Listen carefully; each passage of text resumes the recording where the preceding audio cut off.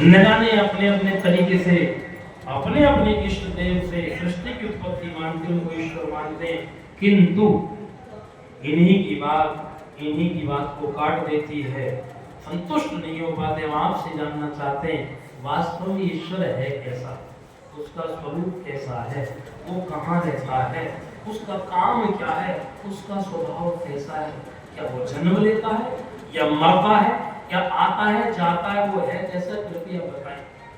तो स्वामी जी कहते हैं ये तो स्वयं ईश्वर ने वेदों के अंदर बताया है, और वेदों को ही आधार मानकर जो ग्रंथ बने हैं, उन्हीं ग्रंथों को पढ़कर, वेदों को पढ़कर मैंने भी एक छोटी सी पुस्तक लिखी जिसका नाम है आर्योपदेश रत्न, और उसमें 100 शब्दों की चर्चा स्वामी जी बड़ी सुंदर करते हैं।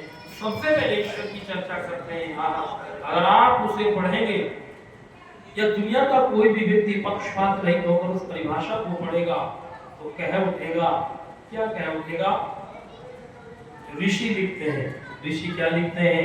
बोले जिसके गुण कर्म स्वभाव और स्वरूप सत्य ही हैं, जो केवल चेतन मात्र वस्तु है तथा जो एक अद्वितीय सर्वशक्तिमान निराकार सर्वत्र व्यापक अनादि अनंत आदि सत्य गुण वाला है, जिसका स्वभाव अविनाशी ज्ञानी आनंदी शुद्ध न्यायकारी दयालु और अजन्मादी है, जिसका कर्म संसार की उत्पत्ति पालन विनाश करना और सभी जीवों को पाप पुण्य के फल ठीक ठीक पहुंचाना है, उसको बोलो, उसको ईश्वर है। आप विचार करेंगे तो कोई कमी नहीं छोड़ी गई।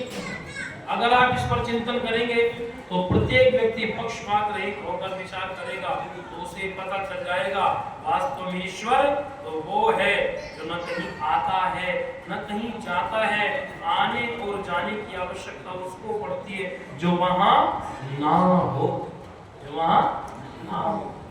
तो यहाँ मंच पे ये कहे कि अजय जी आएंगे और भजन सुनाएंगे, इस वक्त मैं मंच पे नहीं हूँ तभी तो बुला रहे, और कहेंगे आपका समय हो गया, आप स्थान खाली कर दीजिए, इसका मैं बैठा हूँ चले जाने के लिए बोल। लेकिन कुछ लोग कहते हैं ईश्वर आता है, हम बुलाते हैं तो आता है, समय पूरा होता है तो खाली करके जाता है, तो वो ईश्वर नहीं हो सकता, कोई इंसान हो सकता है। ईश्वर न तो कहीं आता है न कहीं जाता है, क्योंकि वो पहले से ही सब जगह विद्यमान है, तो कहां से आए कहां जाए। हम कहते हैं ना कण कण में बसा प्रभु देख रहा, चाहे पुण्य करो चाहे पाप, वो तो सब जगह रहता है। स्वामी जी ने आर्य समाज के जो 10 नियम लिखे हैं उसमें दूसरे नियम में जो लिखते हैं ईश्वर सच्चिदानंद स्वरूप निराकार सर्वशक्तिमान न्यायकारी दयालु अजन्मा अनंत निर्विकार अनादि अनुपम सर्वधा सर्वेश्वर सर्वव्यापक अजर अमर अभय नित्य पवित्र और सृष्टि करता है, उसी की उपासना करनी योग्य है, किसी अन्य की नहीं। आप कहीं भी हो वो हमेशा आपको आपसे पहले नहीं पाएगा, क्योंकि कोई जगह उससे खाली है, इसीलिए लिखा है। क्या लिखा है? आनंद लीजिएगा।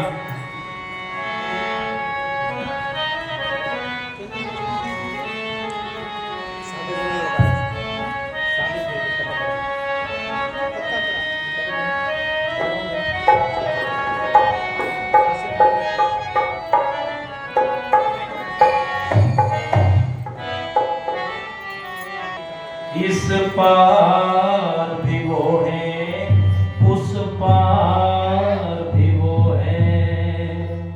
कौन है? इस पार भी वो है, उस पार भी वो है, इस पार भी वो है, उस पार भी वो है। वही कण कण में व्यापक विरामा,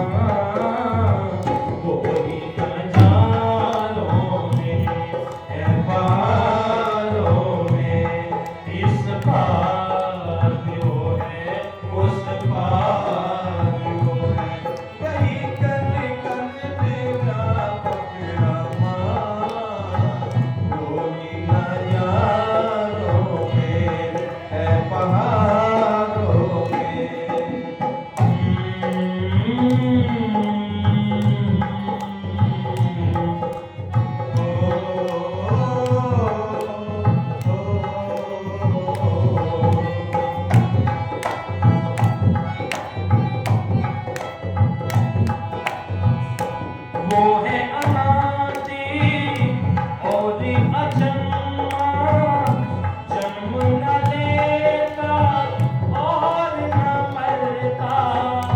वो है अनादि और अजन्मा, जन्म न लेता और न मरता।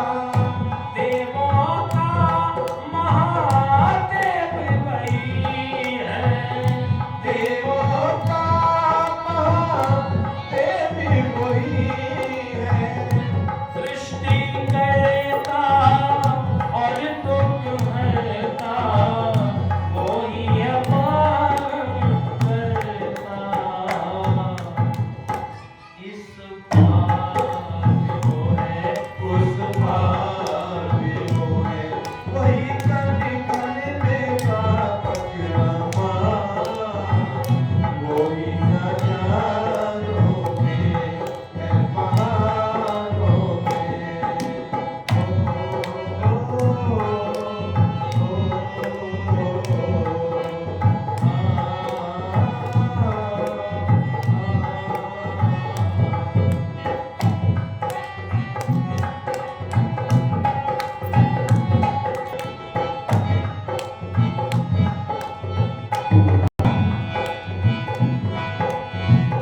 दूर नहीं वो पिता हमारा, पास हमारे हर क्षण क्षण में। दूर नहीं वो पिता हमारा, पास हमारे है क्षण क्षण में। बस्ती बस्ती नगर नगर में, बस्ती बस्ती नगर नगर में। हर एक घर में, हर आंगन में, वो ही है निर्जन वन में।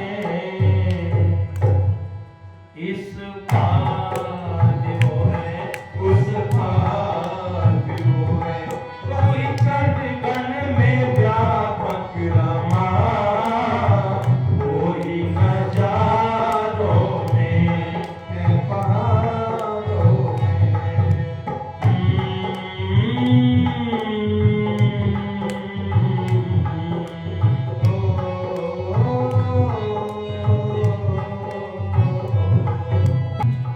फूलों में रंग जिसने डाला, लता देख जिसको मुस्काती।